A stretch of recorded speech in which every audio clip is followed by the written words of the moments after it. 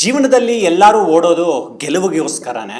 ಆದರೆ ಗೆಲುವಿನ ಹಂತಕ್ಕೆ ಹೋಗಿ ಮತ್ತೆ ಅದನ್ನು ಟಚ್ ಮಾಡಿ ವಾಪಸ್ ಬರೋದಕ್ಕೆ ಬಹಳ ಧೈರ್ಯ ಇರಬೇಕು, ಡಬಲ್ ಗುಂಡಿಗೆ ಇರಬೇಕು. ಒಂಟಿ ಸಲಗ one man army big boss season 12ನಲ್ಲಿ ತಮ್ಮದೇ ಆದ ಛಾಪನ್ನು ಮೂಡಿಸಿರೋ ಧ್ರುವಂತ್ ಅವರು ಒಂದಷ್ಟು ಇಂಟ್ರೆಸ್ಟಿಂಗ್ ಮಾತುಕತೆಗಳನ್ನು ಆಡೋದಕ್ಕೆ ನಮ್ಮ ಜೊತೆ ಜಾಯಿನ್ ಆಗಿದ್ದಾರೆ. ಮಾತಾಡಿಸ್ತಾ ಹೋಗ್ತೀನಿ. ಧ್ರುವಂತ್, ಆಟದಲ್ಲಿ ಸೋಲು ಗೆಲುವು ಎಲ್ಲವೂ ಕೂಡ ಕಾಮನ್ನು. ನಿಮ್ಮ ಸ್ಪೋರ್ಟಿವ್ನೆಸ್ ನೋಡಿದ್ವಿ. ಕೊನೆವರೆಗೂ ನಾನು ನಿಲ್ಲಬೇಕು ಅನ್ನುವಂಥ ಒಂದು ಹಠ ಇದ್ದೇ ಇತ್ತು. ಮನೆ ಒಳಗಡೆ ಆಡ್ತಾ ಇದ್ರಿ, ನಿಮ್ಮ ಆಟದ ವೈಖರಿ ಎಲ್ರಿಗೂ ಗೊತ್ತಿತ್ತು. ಧ್ರುವಂತ್ ಅವರು ಹೀಗೆ ಆಡ್ತಾ ಇದ್ದಾರೆ, ಈ ಶೇಪಲ್ಲಿ ಆಡ್ತಾ ಇದ್ದಾರೆ ಅಂತ. ಕಪ್ ಗೆಲ್ಲದೆ ಹೋಗ್ಬೋದು, ನಾನು ನಿಜವಾಗ್ಲೂ ನಾನಾಗಿಯೇ ಆಡದೆ ಅನ್ನುವಂಥ ಒಂದು ಇಂಟರ್ನಲ್ ಸ್ಯಾಟಿಸ್ಫ್ಯಾಕ್ಷನ್ ಈಗ ಕಾಣಿಸ್ತಾ ಇದೆಯಾ ಆಚೆ ಬಂದ ಮೇಲೆ? ಖಂಡಿತವಾಗ್ಲೂ ಸರ್. ಮೊದಲನೇದಾಗಿ ಒಂದು ಈ ವೇದಿಕೆ ಸಿಕ್ಕಿರೋದು ನನ್ನ ಪುಣ್ಯ. ಯಾಕಂದರೆ ಎಷ್ಟೋ ಸಾಧಕರಿಗೆ ಅದರಲ್ಲಿ ಫಿಲ್ಟ್ರಾಗಿ ಕೆಲವರಿಗೆ ಮಾತ್ರ ಸಿಗೋವಂಥ ಅವಕಾಶ ಬಿಗ್ ಬಾಸ್ ಮನೆಗೆ ಹೋಗೋದು. ಅಂಥದ್ರಲ್ಲಿ ನನಗೆ ಸಿಕ್ಕಿದ್ದು ನನಗೆ ಭಾಳ ಸಂತೋಷ ಇದೆ. ಎರಡನೇದು ವ್ಯಕ್ತಿತ್ವದ ಆಟ. ವ್ಯಕ್ತಿತ್ವ ಅಂತ ಬಂದಾಗ ನನ್ನ ವ್ಯಕ್ತಿತ್ವವನ್ನು ತೋರಿಸುವಂಥ ಒಂದು ಭಾಳ ದೊಡ್ಡ ವೇದಿಕೆ ಆಗಿತ್ತು. ಸೊ ಮೊದಲಿಂದ ಕೊನೆವರೆಗೂ ನಾನಾಗೆ ಆಟ ಆಡಿದ್ದೀನಿ. ಒಂದು ಎರಡನೇದು, ನೀವು ಹೇಳಿದಾಗೆ ಒಂದೊಂದು ಸರ್ತಿ ಕೆಲವು ಕಾಂಪಿಟೇಷನ್ ಎಂಟರ್ಟೈನ್ಮೆಂಟಲ್ಲಿ ಕಪ್ಪು ವಿನ್ ಆಗೋದು ಬೇರೆ, ಇಡೀ ಶೋನ ವಿನ್ ಆಗೋದು ಬೇರೆ. ನೀವು ನೋಡಿರ್ಬೋದು, ನನಗೆ ಇಡೀ ಶೋ ಬಿಗ್ ಬಾಸ್ ಆಗಲಿ, ಕಲರ್ಸ್ ಆಗಲಿ, ಮತ್ತು ಕಿಚ್ಚ ಸರ್ ಅವರು, ಕರ್ನಾಟಕ ಬಾದ್ಶಾ ಕಿಚ್ಚ ಸುದೀಪ್ ಅವರು, ಇಡೀ ಸೀಸನ್ಗೆ ಮೊಟ್ಟ ಮೊದಲನೇ ಬಾರಿಗೆ ಬಿಗ್ ಬಾಸ್ ಇತಿಹಾಸದಲ್ಲಿ ಇಡೀ ಸೀಸನ್ಗೆ ನನಗೆ ಚಪ್ಪಾಳೆ ಕೊಡ್ತಾರೆ ನನ್ನ ಪರ್ಫಾರ್ಮೆನ್ಸ್ಗೆ. ಬಹುಶಃ ನಾನು ಅವತ್ತೇ ವಿನ್ ಆಗಾಯಿತು ಇಡೀ ಶೋನ. ಸೊ ಹಾಗಾಗಿ ನನಗೆ ಇದ್ರ ಬಗ್ಗೆ ಭಾಳ ಹೆಮ್ಮೆ ಇದೆ. ಮತ್ತು ನಾನು ಫಸ್ಟ್ ಕಂಟೆಸ್ಟೆಂಟ್ ಅನಿಸುತ್ತೆ ವಿದೌಟ್ ಈ PR ಅದು ಇದು ಇಲ್ಲದೆ, ಈ ಊರಿಂದ ಆ ಊರಿಂದ, ನಾನು ಈ ಸಮುದಾಯ ಆ ಜಾತಿ ಇದನ್ನೆಲ್ಲ ಪಕ್ಕಕ್ಕಿಟ್ಟು, ಇದೆಲ್ಲ ನಾನ್ಸೆನ್ಸ್ನ ಪಕ್ಕಕ್ಕಿಟ್ಟು ನನ್ನ ವ್ಯಕ್ತಿತ್ವ, ನಾನು ಎಲ್ರಿಗೂ ಸೇರಿರೋನು, ನನ್ನಲ್ಲಿ ತೂಕ ಇದ್ದರೆ ನಾನು ಗೆಲ್ತೀನಿ. ಸೊ ಆ ರೀತಿ ಹೋಗಿ ಆಟ ಆಡಿರೋನು. ಸೊ ಅದಕ್ಕೆ ಏನು ಗೌರವ ಸಿಗಬೇಕು, ನಾನು ಏನು ಅಂದ್ಕೊಂಡಿದ್ದೆ ಅದಕ್ಕಿಂತ 1000 ಪಾಲು ಸಿಕ್ಬಿಡ್ತು ಸರ್. ಸೊ ಆ ಹೆಮ್ಮೆ ನನಗೆ ಭಾಳ ಇದೆ. ಮನೆ ಒಳಗಡೆ ಕಾಲಿಡುವಾಗ ನಿಮ್ಮ ಮೈಂಡಲ್ಲಿ ಬಂದಿರುತ್ತೆ, ಫೈನಲ್ ಸ್ಟೇಜಲ್ಲಿ ನಾನು ಕಿಚ್ಚ ಸುದೀಪ್ ಅವ್ರ ಜೊತೆ ನಾನು ನಿಂತಿರಬೇಕು ಅಂತ. ಆ ಗುರಿ ಯಾಕೆ ಸಾಧ್ಯವಾಗಲಿಲ್ಲ? ನಾನು ಗೇಮ್ ದೃಷ್ಟಿಕೋನದಿಂದ ಕೇಳ್ತಾ ಇದ್ದೀನಿ.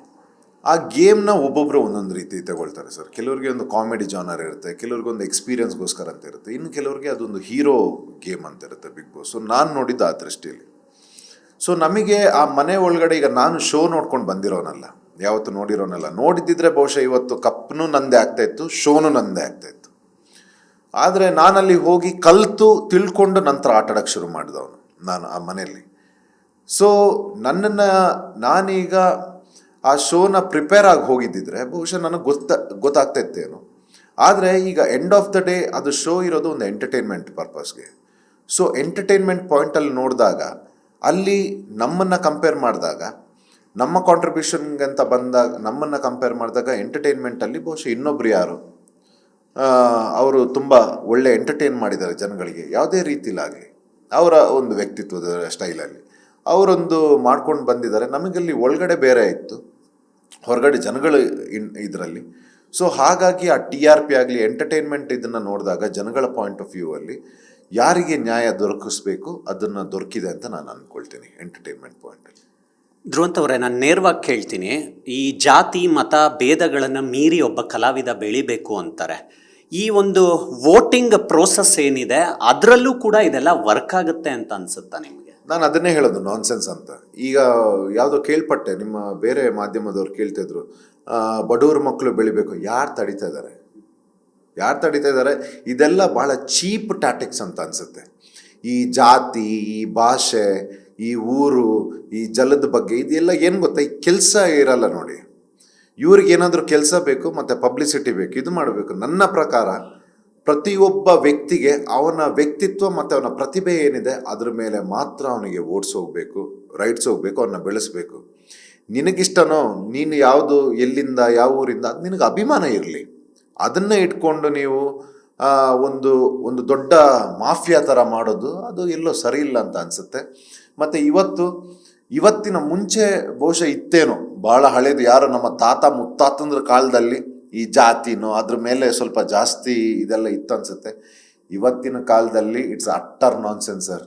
ಇವನು ಇಲ್ಲಿಂದ ಬಂದಿದ್ದಾನೆ ಅಲ್ಲಿಂದ ಬಂದಿದ್ದಾನೆ. ಆಮೇಲೆ ಬಡವ್ರ ಮಕ್ಕಳು ಬಡವರಾಗೇ ಇರಬೇಕು ಅಂತ ಎಲ್ಲೂ ಇಲ್ಲ ಸರ್. ಆಮೇಲೆ ನಾವು ತೋರಿಸ್ಕೊಳ್ಳಲ್ಲ ಅಷ್ಟೇ, ನಾವು ಬಂದಿರೋದು ಹಳ್ಳಿಯಿಂದ. ನನ್ನ ಹಳ್ಳಿಗೆ ಇನ್ನೂ ರಾಜಹಂಸ ಸರ್ವಿಸ್ ಇಲ್ಲ ಸರ್. ಕೆಂಬಸ್ ಅಂತಾರಲ್ಲ, ನಾವು ಕೆಂಬಸ್ ಹತ್ಕೊಂಡು ಹಂಗಂತ ನಾವು ಸಿಂಪತಿ ಕಾರ್ಡ್ ಪ್ಲೇ ಮಾಡಲ್ಲ. ನಮಗೇನಿತ್ತು ಅಂತಂದರೆ ಹಳ್ಳಿಯಿಂದ ಇದ್ರೂ ದಿಲ್ಲಿಯವನು ಕೂಡ ನಮಗೆ ನಮಸ್ಕಾರ ಮಾಡಬೇಕು ಅಂಥ ವ್ಯಕ್ತಿಯಾಗಿ ನಾವು ಬೆಳಿಬೇಕು ಅಂತ ಹೇಳಿ ನಾವು ನಮ್ಮ ಕಷ್ಟಗಳನ್ನು ನೋಡಿಕೊಂಡು ಸಿಂಪತಿ ಕಾರ್ಡಾಗಿ ಯೂಸ್ ಮಾಡಲಿಲ್ಲ. ನಾವು ಅಲ್ಲಿಂದ ನೆಟ್ಟಿಗೆ ನಾವು ಏನು ವಿದ್ಯಾಭ್ಯಾಸದಲ್ಲಿ ಏನು ಮಾಡಬೇಕು, ನಂತರ ಕಾರ್ಪೊರೇಟ್ ಕಂಪ್ನಿಲಿ ಏನೆಲ್ಲ ನಾವು ಕಲಿಬೇಕು, ನಾವೆಲ್ಲ ಕೊಡಬೇಕು, ಆ ರೀತಿಯೆಲ್ಲ ಕೆಲಸ ಮಾಡಿ ಬಂದಿರೋರು. ಇದು ಬಹಳ ನಾನ್ಸೆನ್ಸ್. ಇದು ಬಡವ್ರ ಮಕ್ಕಳು ಬೆಳಿಬೇಕು, ಯಾರು ತಡೀತಾ ಇದ್ದಾರೆ? ಪ್ರತಿಭೆ ಇದ್ದರೆ ಬೆಳೀತಾರೆ, ಅದು ಅವರವ್ರ ಇಂಟ್ರೆಸ್ಟು. ಈಗ ಎಷ್ಟು ಜನ ಬಡವ್ರ ಮಕ್ಕಳು ಫಾರಿನಲ್ಲಿ ಎಂತೆಂಥ ಸಂಸ್ಥೆಗಳಿಗೆ ಡೈರೆಕ್ಟರ್ಸ್ ಆಗಿ ಕೂತಿಲ್ವಾ? ಅವ್ರೇನಾದರೂ ಹೇಳ್ಕೊತಾರೆ ಈಗ. ಅದನ್ನು ಒಂದು ಸಿಂಪತಿ ಕಾರ್ಡಾಗಿ ಯೂಸ್ ಮಾಡಬಾರ್ದು ಯಾವತ್ತು. ಅದೇ ನನ್ನ ಸ್ಟೈಲ್ ಕೂಡ ಅದೇ ಆಗಿತ್ತು. ಯಾವುದೇ PR ಬೇಡ, ಯಾವುದೇ ಪೋಸ್ಟರು, ನಾನು ಅಲ್ಲಿ ಅವನು ಇಲ್ಲಿ ಅವನು.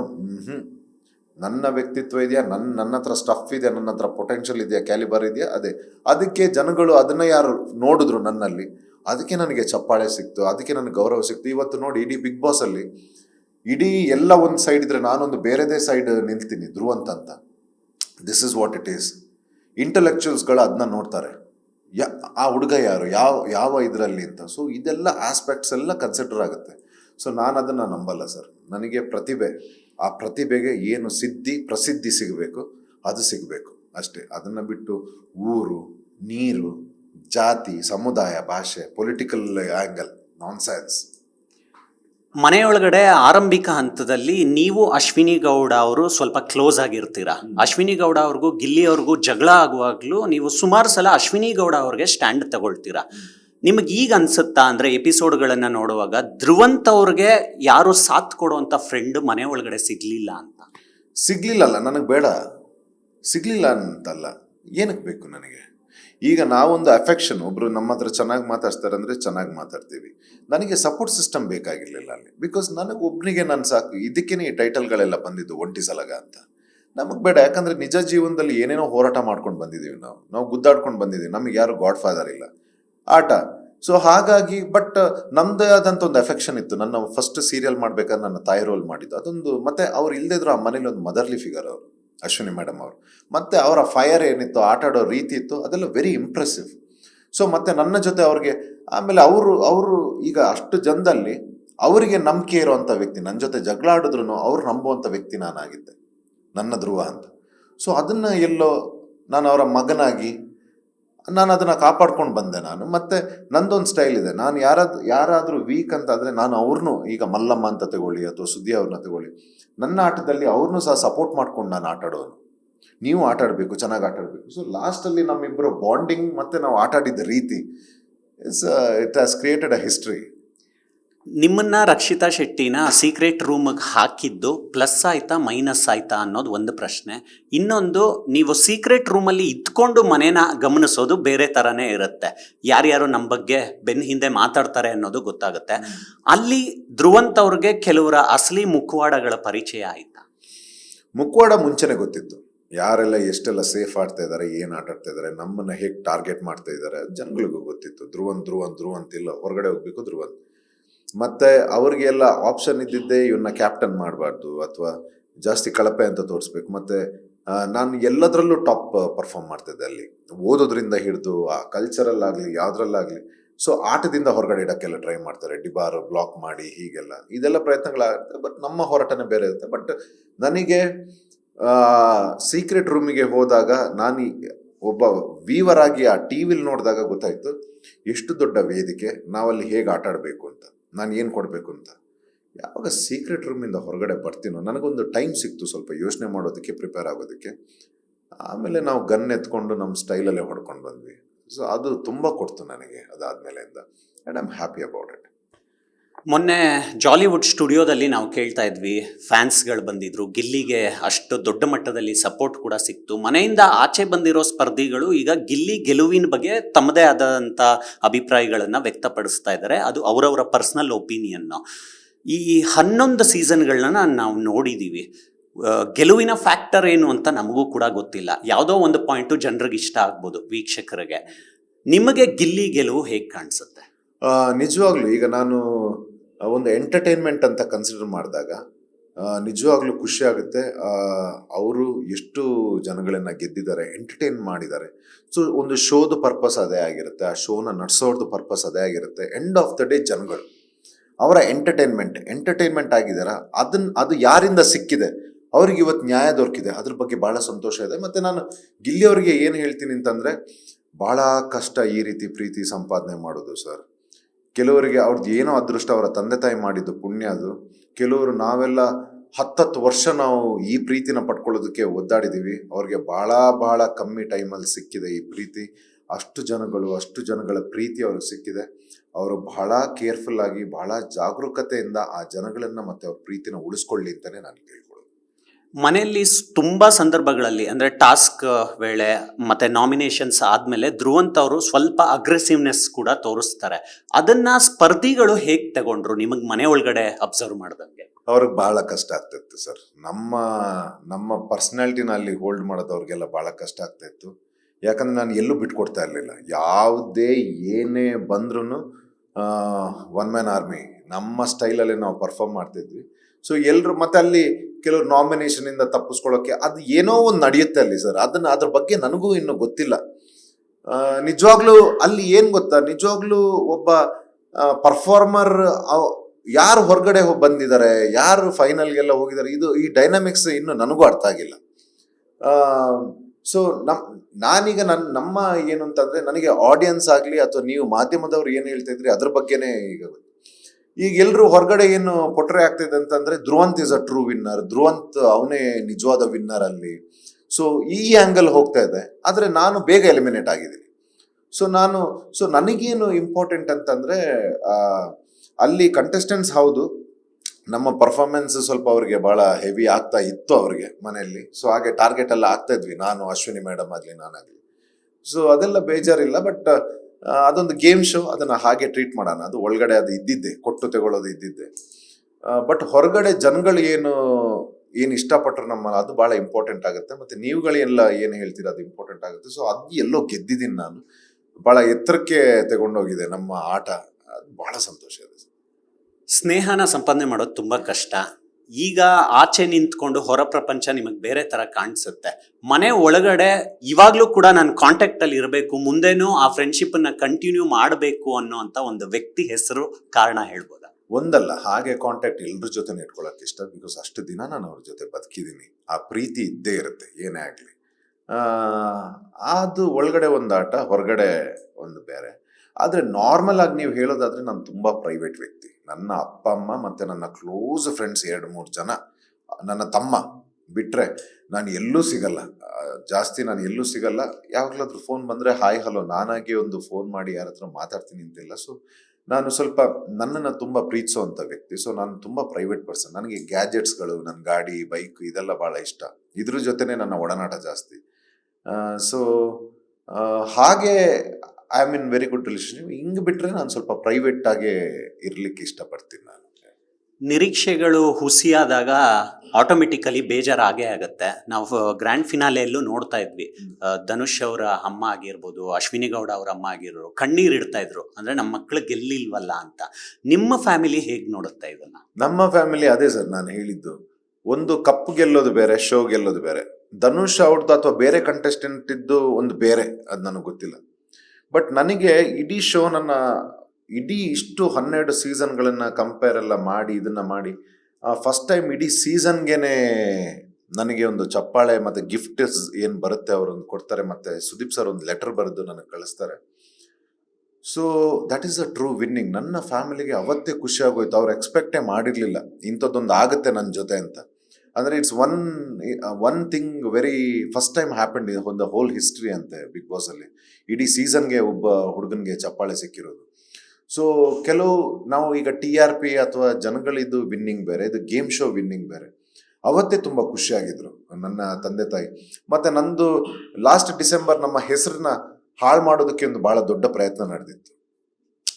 ನಮ್ಮ ಕೆಟ್ಟ ಆಪಾದನೆಗಳನ್ನೆಲ್ಲ ಹಾಕಿ ನಮ್ಮ ಹೆಸರನ್ನ ಹಾಳು ಮಾಡುವಂಥ ಒಂದು ದೊಡ್ಡ ಷಡ್ಯಂತ್ರ ನಡೆದಿತ್ತು. ಸೊ ಅದ್ರದ್ದು ಎಲ್ಲೋ ಜನಗಳಿಗೆ ನಾನು ರಿಯಲ್ ಆಗಿ ಯಾರು ಅಂತ ಗೊತ್ತಿರಲಿಲ್ಲ. ಈಗ ಅದು ಧಾರಾವಾಹಿಯಲ್ಲಿ ಒಂದು ಪಾತ್ರದ ಮುಖಾಂತರ ನಾನು ಗೊತ್ತು, ರಿಯಲ್ ಆಗಿ ಯಾರು ಅಂತ ಗೊತ್ತಿರಲಿಲ್ಲ. ನಮ್ಮ ಮನೆಯಲ್ಲಿ ನಾನು 2 ವಾರಕ್ಕಿಂತ ಜಾಸ್ತಿ ಇರ್ತೀನಿ ಅಂತಲೂ ಅನ್ಕೊಂಡಿರ್ಲಿಲ್ಲ. ಯಾಕಂದರೆ ನನ್ನ ಒಂದು ಸ್ವಲ್ಪ ನೇರವಾಗಿ ಮಾತಾಡ್ತೀನಿ ನಾನು, ನನ್ನ ವಿಚಾರಗಳನ್ನು ನುಡಿಗಳನ್ನು ತಪ್ಪೆ, I am not okay being okay. So ಈ ಕ್ಯಾರೆಕ್ಟರ್ ಇರೋದ್ರಿಂದ ಇವನು ಜಾಸ್ತಿ ದಿನ ಇರಲ್ಲ ಅಂತ ಅಂದ್ಕೊಂಡ್ರು. ನಾನು ಅಲ್ಲಿವರೆಗೆ ಬರ್ತೀನಿ ಅನ್ನೋದೇ ದೊಡ್ಡ ಶಾಕಲ್ಲಿದ್ದಾರೆ ತಂದೆ ತಾಯಿ. They are very proud sir. ಯಾವಾಗ ಬಾದ್ಶಾ ಕಿಚ್ಚ ಸುದೀಪ್ ಅವರು ಆ ಚಪ್ಪಾಳೆ ಅವರ ಮಾತುಗಳು ಆ ರೀತಿ ಹೇಳಿ ಸಿಕ್ತು, ಅವತ್ತೇ ಗೆದ್ದಾಯ್ತು ಸರ್ ನಾವು. ಇನ್ನು ನಮಗೇನು ಬೇಡ, ಸಾರ್ಥಕ ಸರ್ ಬಂದಿದ್ದು.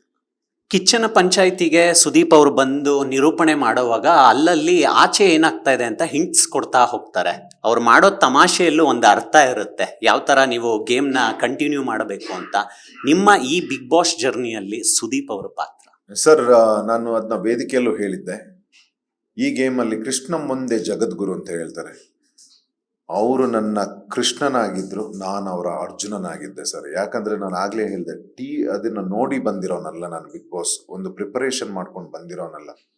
ಅವರ ಪ್ರತಿಯೊಂದು ಮಾತನ್ನ ನಾನು ಕೇಳ್ಕೊಳ್ತಾ ಹೋದೆ. ಮತ್ತೆ ನಾನು ಎಲ್ಲೋ ಆಚೆ ಈಚೆ ನಾನು ಶೋಯಿಂದ ಹೊರಗಡೆ ಹೋಗ್ತೀನಿ ಅಂತನೂ ಅಂತ ಇದ್ದೆ. ಯಾಕಂದ್ರೆ ನನಗೆ ಹೊರಗಡೆ ಗೊತ್ತಿಲ್ಲ ಹೇಗೆ ನಡೀತಾ ಇದೆ ಅಂತ. ಪ್ರತಿ ಸರ್ತಿ ನನಗೆ ಆ ಧೈರ್ಯ ತುಂಬಿ ನಾನು ಚೆನ್ನಾಗಿ ಆಟ ಆಡ್ತಿದ್ದೀನಿ ಅಂತ ಅವರೊಂದು ಮಾತುಗಳ ಮುಖಾಂತರ ಹೇಳಿ ನನಗೆ ಧೈರ್ಯ ತುಂಬಿ ನನ್ನನ್ನು ತುಂಬ ಎತ್ತರಕ್ಕೆ ಕರ್ಕೊಂಡು ಹೋಗಿರೋ ಅಂತ ನನ್ನ ಕೃಷ್ಣ ಪರಮಾತ್ಮ ಅಂತಲೇ ಹೇಳಬೇಕು. ನನಗೆ ನಾನು ಆ ಶೋಗೆ ಬರೋವರೆಗೆ ಹಿ ವಾಸ್ ಅ ಸ್ಟಾರ್, ನಾನು ಅವರ ಫ್ಯಾನ್ ಆಗಿದ್ದೆ. ಈಗ ಅವರು ನಾನು ಅವರ ಫ್ಯಾನ್ ಕೂಡ ಹೌದು. ಅವರು ಈಗ ನನ್ನ ಗುರುವಿನ ಸ್ಥಾನದಲ್ಲಿ ನಿಂತಿದ್ದಾರೆ. ಇನ್ನು ಮುಂದೆ ಕೂಡ ಲೈಫಲ್ಲಿ ನನ್ನ ಗುರುವಿನ ಸ್ಥಾನದಲ್ಲಿ ನಿಂತಿರೋವಂಥ ವ್ಯಕ್ತಿ. ಸೊ ನನ್ನ ಜೀವನಕ್ಕೆ ನನಗೆ ಸಿಕ್ಕಿರುವಂಥ ಒಂದು ಮಹಾನ್ ಗುರು ಅವರು. ಸೊ ಅವರ ಅನುಗ್ರಹ ಆಶೀರ್ವಾದ ನನಗೆ ಸದಾ ಇರಲಿ. ಅದು ಸಿಕ್ಕಿದೆ ಕೂಡ ನನಗೆ. ಸೊ ನಾನು ಅದ್ರ ಬಗ್ಗೆ ಬಹಳ ಹೆಮ್ಮೆ ಇದೆ ಸರ್. ಕೊನೆಯದಾಗಿ ಪ್ರತಿಯೊಬ್ಬ ಕಲಾವಿದನಿಗೂ ವಾಟ್ ನೆಕ್ಸ್ಟ್ ಅಂತ ಕೇಳ್ತಾರೆ. ಇವತ್ತು ಗೊತ್ತಿರುತ್ತೆ ನಮಗೆ, ನಾಳೆ ಏನಾಗುತ್ತೆ ಅಂತ ಗೊತ್ತಿರಲ್ಲ. ನಿಮ್ಮ ನಟನೆ ಸೀರಿಯಲಲ್ಲಿ, ಸಿನಿಮಾದಲ್ಲಿ ನೋಡಿದ್ವಿ. ಮುಂದೆ ಹೇಗೆ ಬ್ಯುಸಿ ಆಗ್ತಾರೆ ಧ್ರುವಂತು ಸರ್? ಈಗ ಅದೇ ನೀವು ಹೇಳಿದ್ರಿ, ಈ ಕೆಲವರು ತುಂಬಾ ಅಂದ್ರೆ ಕೆಲವರು ಧೈರ್ಯ ಕಮ್ಮಿ ಇರುತ್ತೆ, ಅಥವಾ ಜೀವನದಲ್ಲಿ ಏನ್ ಮಾಡಬೇಕು. ಈಗ ನಮ್ದೇ ಕತೆ, ನಂದು ಜರ್ನಿ. ನಾನ್ ಮಾಡಬಲ್ಲೆ ಅಂತಂದ್ರೆ ಯಾರು ಬೇಕಾದ್ರೂ ಮಾಡಬಲ್ರು. ನನಗೆ ಸ್ಟಾರ್ಡಮ್ ಅದು ಅಥವಾ ಫೇಮ್ಗೆ ಇದಂತಲ್ಲ. ನಂತರ ಸುಮಾರು ಜನ ಹುಡುಗರಿದ್ದಾರೆ. ನಾನು ಈಗ ಅವ್ರನ್ನ ಮನೆ ಹೋಗಿ ನಾನು ಅವ್ರನ್ನ ಮೋಟಿವೇಶನ್ ಮಾಡೋದಕ್ಕಾಗಲ್ಲ. ಇನ್ನು ಸಿನಿಮಾ ಮುಖಾಂತರ ಬರಬೇಕು ಅಂತ ಆಸೆ ಇದೆ. ದೊಡ್ಡ ಪರದೆಯಲ್ಲಿ ಸಿನಿಮಾ ಮುಖಾಂತರ ಬಂದು ಪ್ರತಿಯೊಬ್ಬರು ಮಕ್ಕಳಿಗೂ ನಾನು ಧೈರ್ಯ ಒಂದು ಕಥೆಯ ಮುಖಾಂತರ ಮೋಟಿವೇಶನ್ ಮಾಡಿ. ಎಲ್ಲರಲ್ಲೂ ಹೀರೋ ಇದ್ದಾರೆ. ಧ್ರುವಂತ ಒಳಗಡೆ ಮಾತ್ರ ಅಲ್ಲ, ವ್ಯಕ್ತಿತ್ವ ಅನ್ನೋದು ಎಲ್ಲರ ಒಳಗಡೆನೂ ಇದ್ದಾರೆ.